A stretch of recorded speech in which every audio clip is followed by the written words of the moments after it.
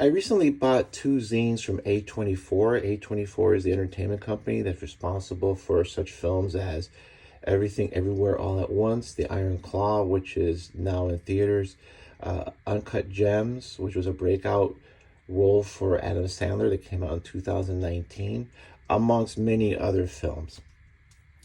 And I didn't know, but if you go on their site, they actually produce zines or physical material for their films. And my friend Amir told me about a couple that I picked up. So I thought I'd just show them and talk about them because they're pretty interesting. It's they got a lot of interesting content. Just first one, I got the packing slip. I got it in this. It looks like a movie ticket almost with the information here. It's just a little nice touch of quality that you don't normally see when you get comics. A lot of times you buy comics or zines from a store and they'll just like slap them in there. And this is really just, you could just throw in the packing slip in there, but this is just, like I said, like a nice little touch of quality. I like the fact that they pay attention to these small details.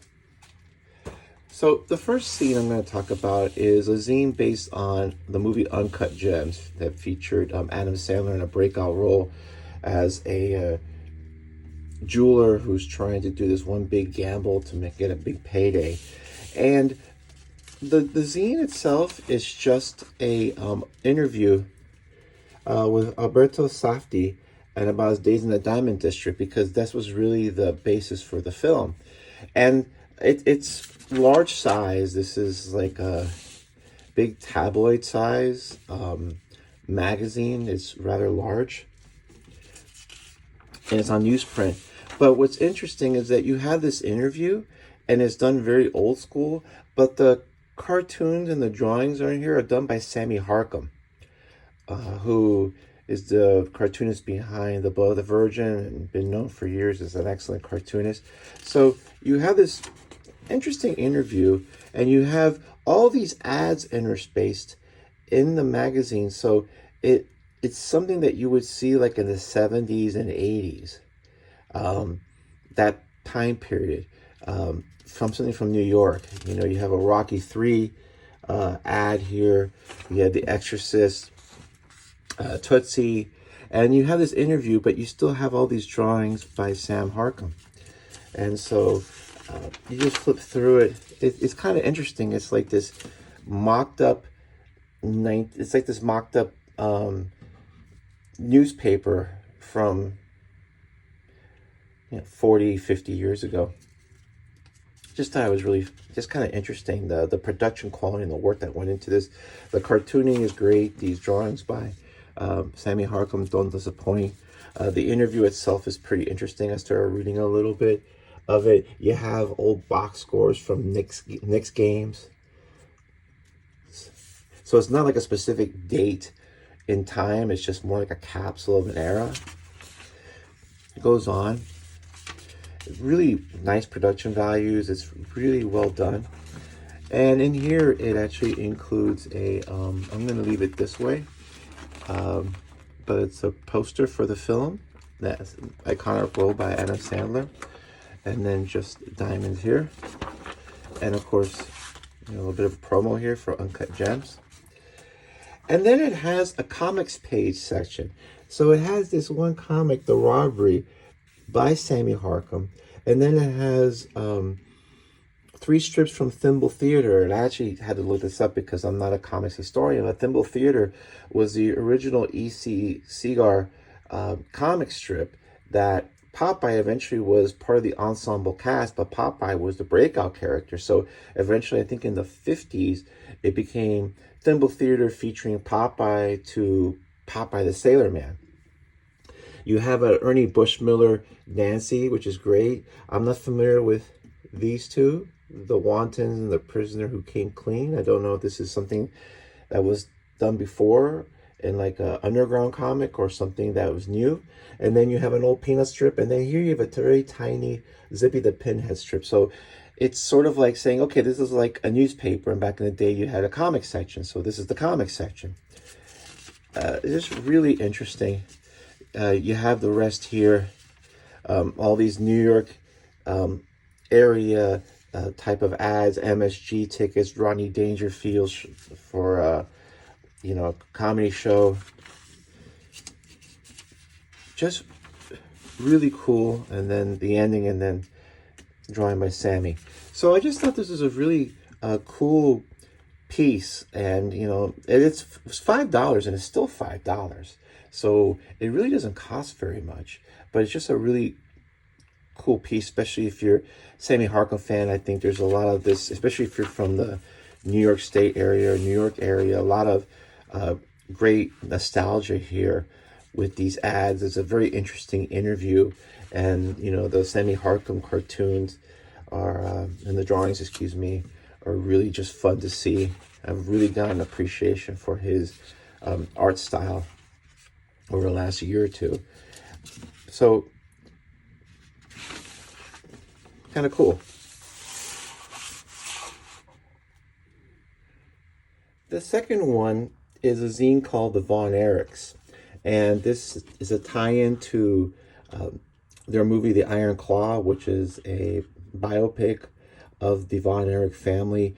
So how this is created was that it's really done like in the kayfabe way. And I know that people use the word kayfabe in comics, and I don't think they really use it the right way. Kayfabe, for the people that don't know, was back in the day before Vince McMahon announced that wrestling was scripted. The biggest secret you had to keep in the old wrestling days was that wrestling was not scripted. That this guy hated this guy, and that they really weren't friends, and that they despised each other. And you had to keep all that. It was like having a soap opera, but making people think that it was real. And so how it's written, it has all these articles by people that this is by Sean Durkin, so this is probably more of a reflection, but you see old family pictures of the Von Erich family when the Von Erich boys were young. But all this is written in the kayfabe style, where you're actually talking about these wrestlers, not like, well, his real name was so-and-so and he did this. This is like, he's really a wrestler. So you have these pictures of Fritz Von Erich, and this is how it was back in the day with the high tights, and there was somebody's backyard. Fritz Von Erich, who eventually became the owner of World Class Championship Wrestling, was a well-known wrestler in the Dallas, Texas area. This is a picture of the Von Erichs with the three oldest sons, Kerry, Kevin, and Mike. Just family photos here. And then these are all old photos that really took place. These are not the actors in the film. These are just old photos of actual wrestling matches. This is Kevin Von Erich, the surviving Von Erich brother. And this, like I said, is all written. These are all excerpts from, looks like from magazine articles back in the day. Because back in the day, how you found out about wrestling was keeping up with the magazines, Wrestling Illustrated and other ones, that they just talked about it. And they all talked about it like it was real. And I don't mean real like they didn't actually have physicality. I mean real like it was unscripted. And then this is David Von Erich, who died in 1982, I believe. He was groomed to be the next NWA champion. NWA was the biggest promotion around. It was a confederation of a bunch of other smaller promotions. And the reason I got this, and what Amir pointed out, was that there's a 4-page comic drawn by Jim Rugg about the Christmas cage match. And the whole story with this is that Kerry Von Erich was going to fight Ric Flair in the cage. And Ric Flair had been doing all these things, sending bounty hunters and sending people to injure him. And of course, they weren't successful. So they were going to have these two wrestle. They were going to have a regular referee, and they were going to have Michael Hayes of the Freebirds as the guest referee. And I don't know if this covered in the movie. I'm going to see the movie later this weekend. But basically, he was there to make sure that nothing went wrong. So you have the match, and then during the match, Michael Hayes loses it and punches Ric Flair, and he's telling Kerry, like, pin him. He's pointing, pin him. And, Kerry's the good guy. He's not going to take a cheap victory. So Michael's like, forget it. So when Kerry's looking at Michael, Ric Flair hits him in the back with his knee, and knocks over the Freebirds. So the Freebirds get mad and slam the cage door in Kerry's head, and Kerry loses the match. So what happens is that sets off this huge feud between the Freebirds and the Von Erichs, and people, would think this was real, so they really got into it. And this just goes over that famous match. But I didn't even know that Jim Rugg did this, and it's really great. Very few people can actually draw comics with wrestling in them well, but this conveys all that energy. This is an old school ad. I actually had to Google this. This is an actual ad. This is an actual board game you had for the Von Erich family. I mean, that's how big they were. They were like rock stars in Dallas, because they used to tape in a 10 or 11,000 seat stadium every Friday night. And Friday night in Dallas, Texas is football night. That whole thing about Friday Night Lights in America, in Texas, that's a thing. And they would still sell out every show. That's like how popular they were. These are stills from like old wrestling matches, a memorial for David Von Erich written at the time. And then after David Von Erich died, Kerry Von Erich had a match where he beat Ric Flair for the championship, and this is where he's applying the Iron Claw. And then a feature of Kerry Von Erich.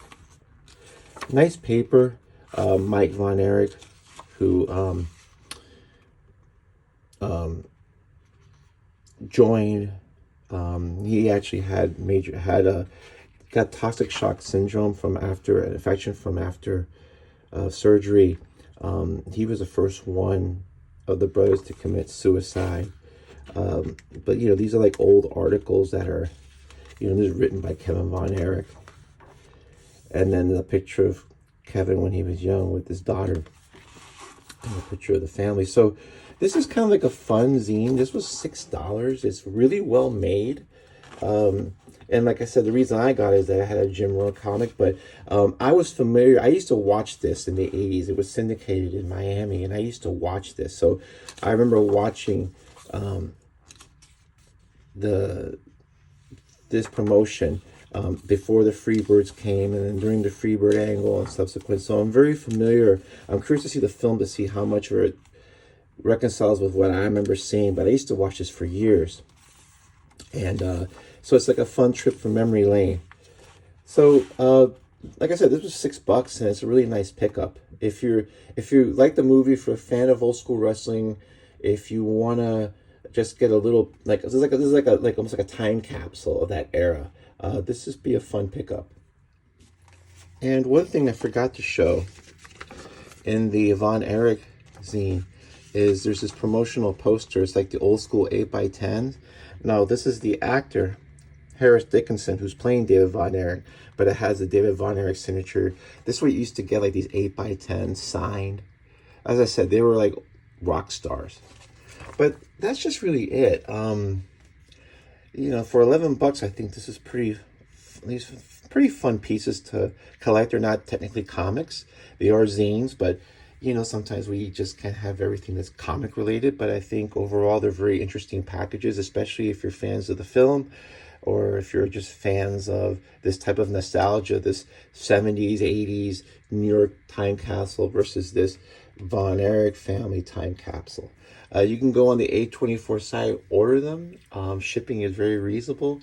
And like I said, these nice little, I'm not trying to use the word because I see it, but these nice little gems that are made. And I think it's really interesting that A24 is actually taking the time to produce these high quality zines at a pretty low price to promote their films. I think